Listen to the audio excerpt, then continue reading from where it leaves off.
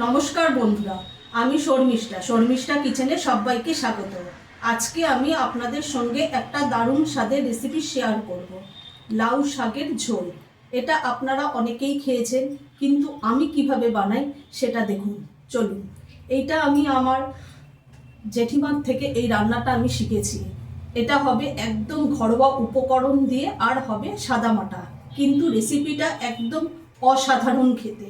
একবার না খেলে আপনারা বুঝতেই পারবেন না যে রেসিপিটা কেমন খেতে। চলুন দেখে নিই আমি কিভাবে বানাই।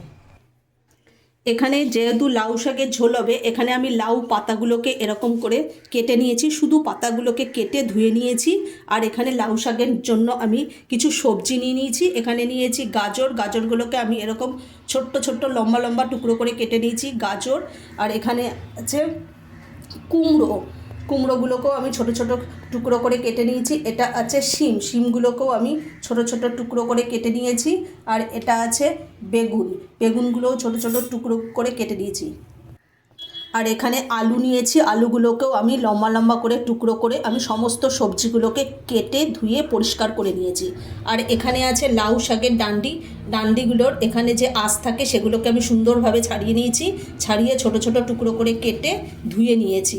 আর এখানে নিয়েছি বড়ি, 7টার মতো বড়ি আছে, এটা আমি ভেজে নেব। আর ফোড়নের জন্য নিয়ে নিয়েছি একটা শুকনো লঙ্কা আর গোটা জিরে। আর এখানে আমি নিয়ে নিয়েছি 1/2 ইঞ্চির থেকেও একটু কম আদা আর দুটো কাঁচা লঙ্কা। এটা আমি মিক্সিতে পেস্ট করে নিয়েছি।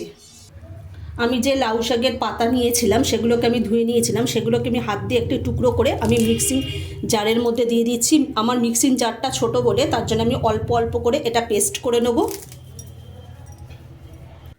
আমার লাউ শাকের পাতাগুলো মিক্সিতে পেস্ট করা হয়ে গেছে।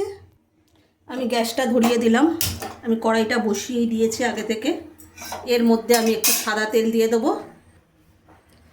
আমি অল্প একটু সাদা তেল দিয়ে দেবো। আপনারা চাইলে এই রান্নাটা সর্ষের তেল দিয়েও করতে পারেন। তেলটা গরম হয়ে গেছে, এবার আমি বড়িগুলোকে ভেজে নেব।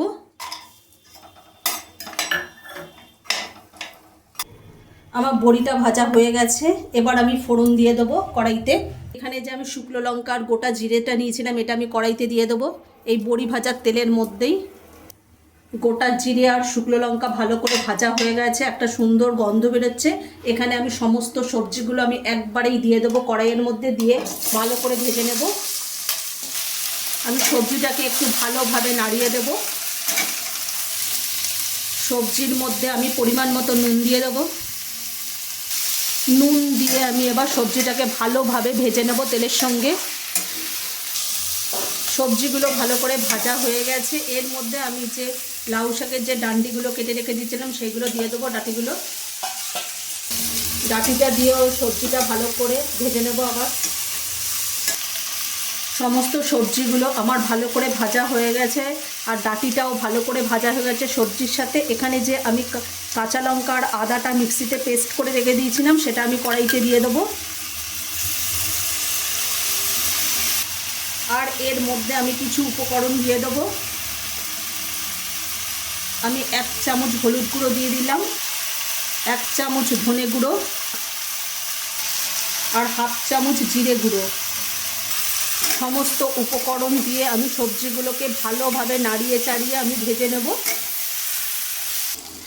সমস্ত মশলা দিয়ে সবজিগুলোকে ভালোভাবে ভাজা হয়ে গেছে। এখানে যে আমি মিক্সিতে লাউয়ের যে পাতাটা আমি পেস্ট করে রেখে দিয়েছিলাম সেটা আমি দিয়ে দেবো।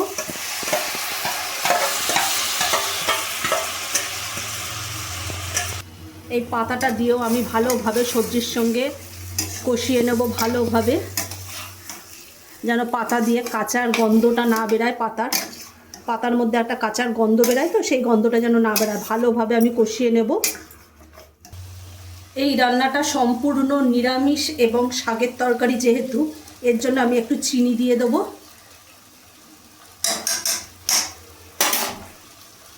আমার সব কিছু ভালোভাবে একদম কষানো হয়ে গেছে, আর পাতার যে কাঁচা একটা গন্ধ রয়েছে পাতার, সেই গন্ধটাও সুন্দরভাবে চলে গেছে। একদম কোনো গন্ধই নেই, একদম এখন একটা খুব সুন্দর গন্ধ বেরোচ্ছে। এবার আমি পরিমাণ মতো জল দিয়ে দেবো, যেহেতু লাউ শাকের ঝোল সেজন্য একটু জল তো দিতেই হবে। আমি আর একটু জল দিয়ে দেবো।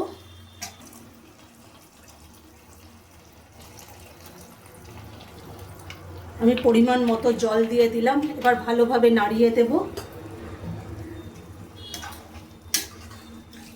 আমি ভালোভাবে নাড়িয়ে দিয়ে এটা আমি 5 মিনিটের জন্য ঢেকে দেবো, কেন এখানে সবজিগুলোকে যতক্ষণ না সেদ্ধ হয় তার জন্য আমি ঢেকে দেবো। এখানে আমি 5 মিনিট বাদে খুলে দেখব যে সবজিগুলো সেদ্ধ হয়েছে কি না।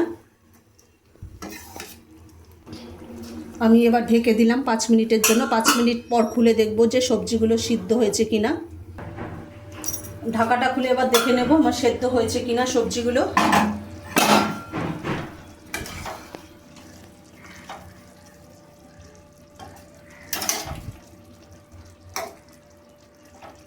সমস্ত সবজি ভালোভাবে সেদ্ধ হয়ে গেছে। এবার আমি বড়িগুলো দিয়ে দেব। বড়িগুলো দিয়ে আমি ভালোভাবে নাড়িয়ে নেব।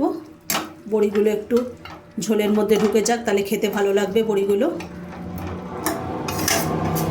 আমার লাউ শাকের ঝোল একেবারে রেডি। আমি 2 মিনিট পরেই আমি নামিয়ে নেব। বড়িটা একটু ঝোলের মধ্যে ঢুকে গেলে, বড়িটা একটু ভালোভাবে সেদ্ধ হয়ে গেলেই আমি নামিয়ে নেব।